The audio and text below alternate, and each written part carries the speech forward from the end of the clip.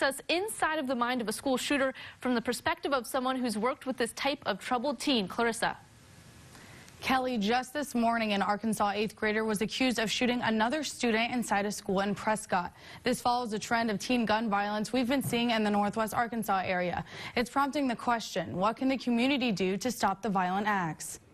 We all are nervous to send our kids out into the world every day, and we don't want to live in fear. Baker, a mom of two, asked that schools not only increase physical security to prevent gun violence in the classroom, but support the mental health of their students. We need a multifaceted approach. It's not just one answer. Recently, a student took a stolen gun to Harbor High School in Springdale. The district says with 17 school resource officers on hand, it doesn't plan on ramping up security. With the incident in Harbor, there were 2 resources officers there at the time, and they handled that very quickly. So that's probably the best security that we can have. But Schaefer does say that this year his team introduced social workers to the district, helping students with their mental health in addition to their counselors. We really have our finger on the pulse of the community in that regard. Michael Flowers, the director of clinical services for Youth Bridge and an advocate for the community's children, says his organization sees teens who have been involved with gun violence often. School shooters have a history of being bullied or threatened by others,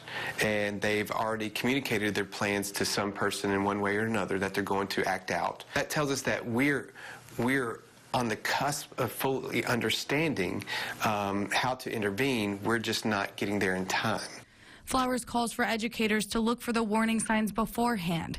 A drop in grades, a difficult home life, high levels of poverty, any background that would cause a kid to feel unsafe. He also says a strong connection between a child and an adult they trust is vital. We need to know that it's okay to talk about things and it's okay to have those big emotions. They just need to learn the coping mechanisms to deal with them.